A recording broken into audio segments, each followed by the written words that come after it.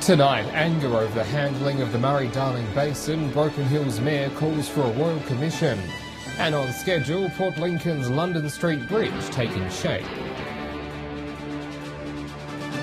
This is Southern Cross News with Tim Hatfield. Good evening. Broken Hill's mayor is calling for a royal commission into the state of the Darling River.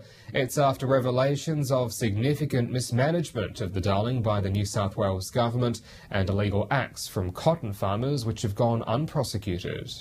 Broken Hill and surrounding communities are fired up about the revelations of the Darling River's mismanagement. People are very angry to think that Broken Hill and the communities below Broken Hill and above, the businesses that are involved in along the river, have all been affected by this water chaos. Some of the revelations aired on Four Corners last night included the Commonwealth paying $3 billion to buy back water allocations and the New South Wales government changing irrigation laws so cotton farmers can take water meant for environmental flows, essentially defrauding the Commonwealth. There were also massive pipes illegally pumping water from the Darling all year round, and meters used to record these pumpings being tampered with. And when a team of investigators discovered that the meters were rigged or tampered with, they were warned off by the state government and then disbanded. While Broken Hill was running out of water in 2015, one cotton farm pumped 1 billion litres of water out of the river. 1 billion's just the tip of the iceberg. There was 30 billion at another one, so this was just 1 billion of many, many billions. The report also revealed the New South Wales Department of Primary Industries held secret meetings with cotton farmers to help them dodge the Murray-Darling Basin water sharing plan.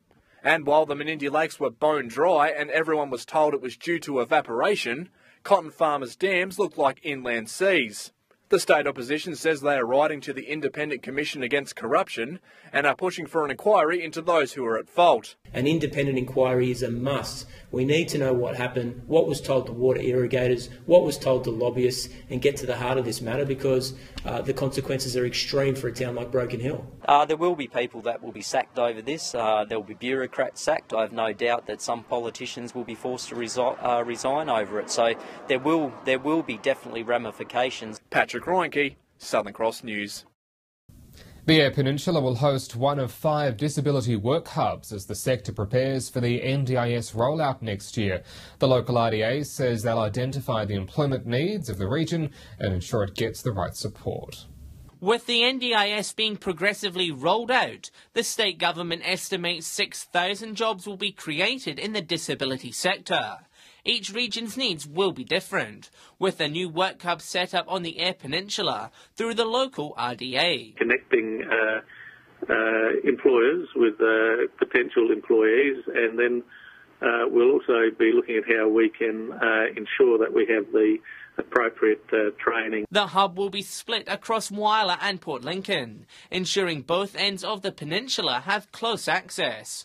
Mr Dorwood says developing a well-resourced local sector will hopefully eliminate the need for families travelling long distances for care. If we don't have those services available in this region, the last thing we want to do is lose families going to the city. An estimated 1,000 jobs will be needed on the EP from January next year to meet a predicted investment of $40 million by 2019.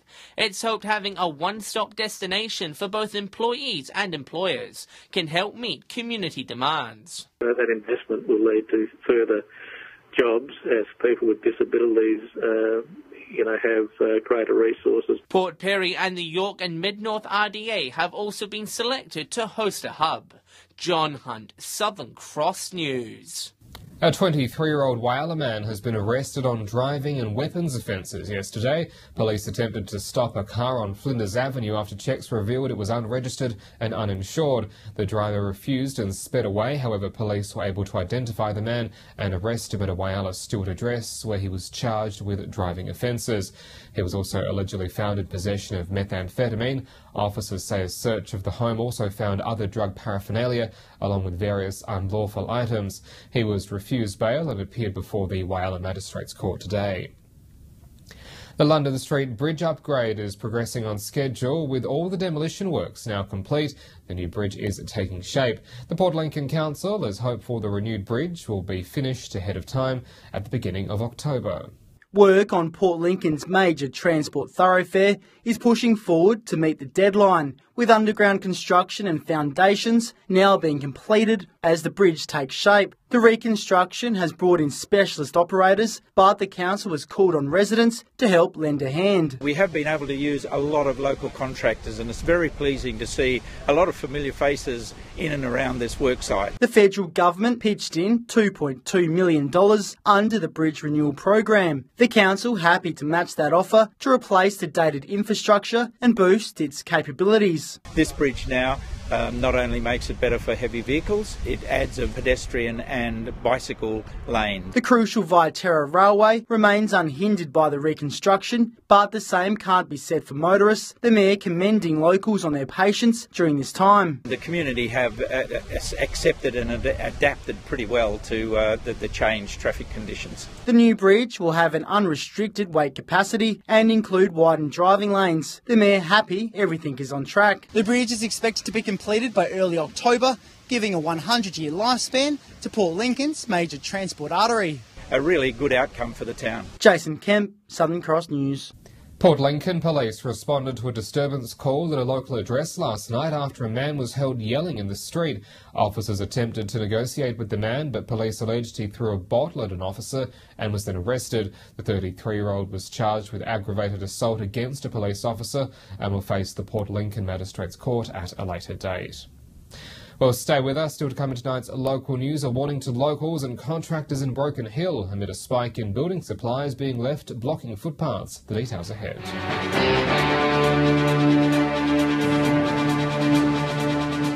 Welcome back. Whyalla police have arrested and charged a man who allegedly stole jewellery from a business in the Westlands shopping centre. Just after 10:30 on Friday, police were called to the jewellery store in the mall after a man allegedly snatched a gold necklace and then ran off. Police cordoned off the area around the shop and located the man nearby. He was charged with robbery and faced the Whyalla Magistrates Court yesterday. Broken Hill City Council is reminding businesses and roofing contractors they could be fined if they block footpaths and roads with bins and building materials. Council says contractors need hoarding permits to ensure a safe job site for workers and passing members of the public. Broken Hill is currently going through a busy construction period, with dozens of houses getting new roofs. We're just looking to get the message out just around the safe storage of building materials. Council says hoarding permits are required to ensure work is planned to proceed in a safe manner. Hoardings involve bunting, fencing or marking off designated work zones to publicly accessible places, such as nature strips, road shoulders and footpaths. Under the Local Government Act and the Roads Act, fines of up to $11,000 can be imposed, but as usual with council, we're not actively looking to fine anyone. We just hope that everyone's compliant and public safety is adhered to. While there is plenty of work going around the city, Council says there is a duty of care to pedestrians and motorists. People can come down to the administrative centre and get a hoarding permit, and once they have that submitted, then they can just start work after a 14-day period. Patrick Roinke, Southern Cross News. Whyalla Council will attempt to convince Oz Minerals to build a copper concentrate plant near the local steelworks, despite the company naming Port Augusta as the preferred site. The Whyalla Mayor says it's important the city continues to pursue new economic opportunities and present itself as open for business. Last May, Oz Minerals announced Whyalla was the preferred site for a copper treatment plant that'll service its new Carapatina mine, creating 100 jobs. Then in January, Oz switched to Port Augusta, announcing it was the new favoured site. Whyalla's mayor recently held discussions with Oz Minerals CEO Andrew Cole, pressing the city's case. He, of course, has indicated that this will be purely a commercial decision for Oz Minerals, which is fair enough, as it should be. Access to Ariam's port was cited as the reason Whyalla was chosen. However, the uncertainty over who would own the steelworks made it difficult to negotiate terms. No commercial decisions could be made because it wasn't sure whether the port would be open. But with the future secure thanks to Liberty's purchase of the steelworks, Mayor Brewer has invited Andrew Cole to meet council and convince him to build in Whyalla. He's very happy to do that and will be coming to see us in the very short future. We'll put our case to him again. And even if Oz sticks with Port Augusta, Mayor Brewer says council also wants to pursue other opportunities at Carrapateena. We want to explore other opportunities if that doesn't eventuate, and we believe there are those other opportunities for Whyalla. In a statement, Oz Minerals says while nothing has been decided, Port Augusta remains the preferred site, with the whole Upper Spencer Gulf to benefit. John Hunt, Southern Cross News. Port Pirie Council is looking at creating more road train access through regional areas to allow farmers to easily transport livestock. Council now calling on the community to nominate the roads they'd like to see opened up for business. To minimise road train congestion on main highways, council is looking to open up a new route for farmers to transport their commodities. Landholders and local industry groups are now being called upon to nominate the roads they would like to give road train access to. Council realises that in order to increase productivity, that farmers are now looking for bigger trucks to cart their commodities from farm gate to silo or even silo to silo.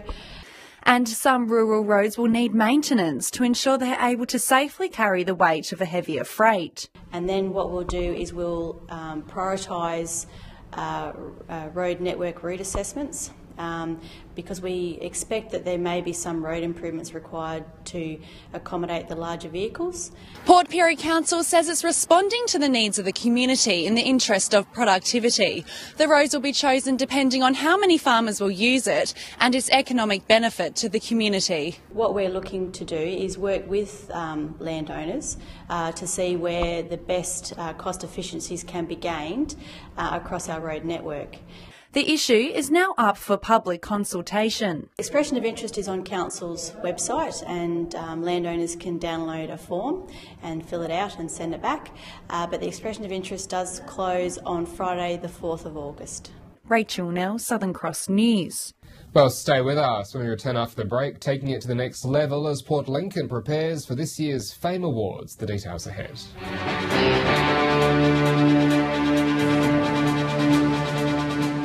Welcome back. Police are running Operation Distraction this month in a bid to reduce the number of drivers around Port Augusta getting distracted by their phones.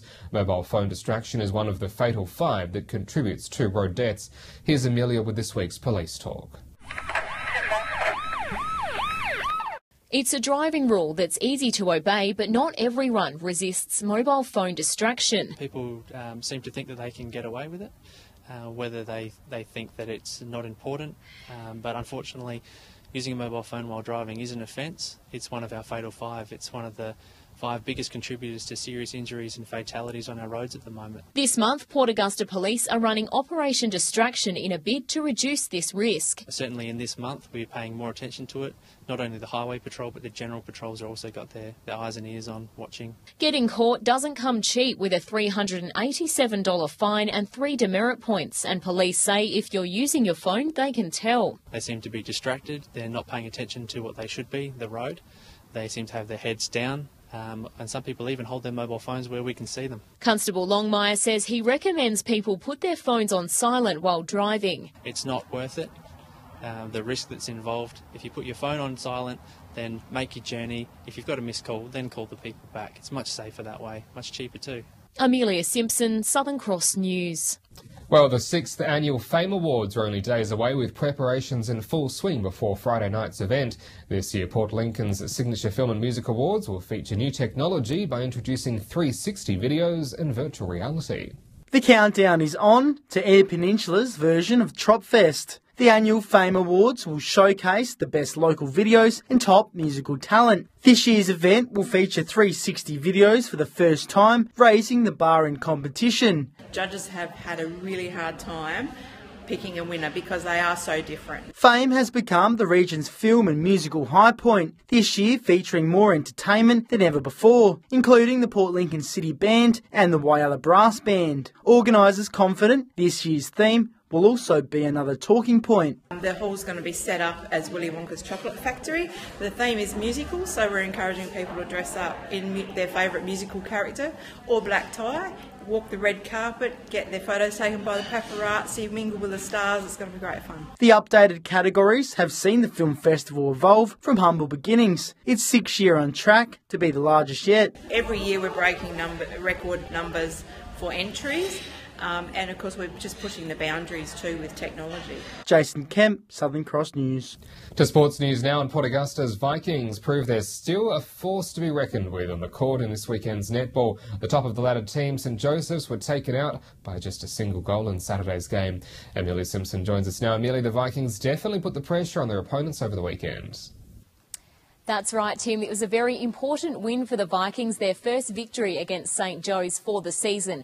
They're ranking 3rd on the ladder at the moment, and this was a very important narrow victory as they've only got 4 games to go until the finals. The Vikings scored 52 goals to St Joseph's 51. In the other A-grade match, the Railways, as expected, beat the Magpies by 10 goals. Some big scores from Port Pirie. Central Risdon took home 95 goals to Port's 34, and it comes as no surprise that Sammy Pine from Central Risdon was named Intersport's A1 Player of the Week. And the SM Celtics took a 22-goal thrashing from the Blue Wrens, who scored 70 goals.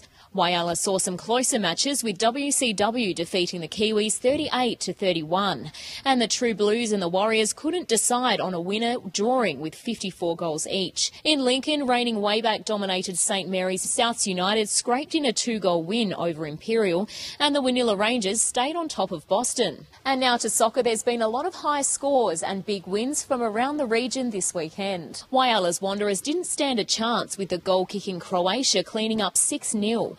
The Lions tried to put up a fight against Westlands, who were too strong in the end, defeating their opponent 7-3. In the State League, our Northern Demons showed their strength to Modbury Vista with a 4-0 victory, but Savoy couldn't score a goal against Para Hills West's 4 goals on Sunday. In Broken Hill, some of the region's highest scores came right from the action in the Women's League, with West thrashing Celtic 9-2, but a closer game as St Joe's defeated Alma by just 1 goal. In the Men's League, St Joe's also stayed on top of Alma 1-0, and a 1-goal win for the Celtics, defeating West 3-2. Port Lincoln's soccer teams had their All-Stars weekend, but they'll be back next week. So some great competitions from here on the court and in the field.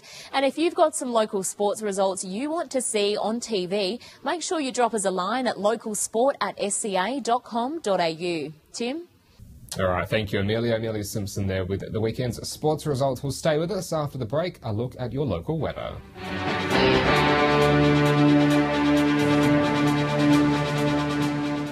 Welcome back. Turning to the weather now. A fine day for Port Augusta today. 21 the top, with 20 in Whyalla and 18 in Port Pirie, and a bit of cloud about. Some showers about the place, not much though for Port Lincoln, 19 degrees, Broken Hill fine on 23. On the national satellite image, patchy cloud is moving across the region, though much of the expected shower activity did fizzle out. Out on the Gulf waters, the winds up to 20 knots in westerly. Tomorrow, seas to a metre in southerly. Sunrise is just after 7:15. So tomorrow looking like a fine day again, much more of the same. 21 the top for Port Augusta and 19 for Whyalla. Port Pirie and Port Lincoln both on 18 degrees, Broken Hill sunny on 19. And then looking ahead, maybe some showers on a Thursday in Port Lincoln, 20, then a fine 21 for Friday. Cleve 21, then 22 to run out the week. Woodnor 23 and then 25, so quite warm. Whyalla a bit of cloud about 22, then a fine Friday and 23. Port Augusta fine and 24 both days. Kadina 19 for Thursday and Friday and looking fine.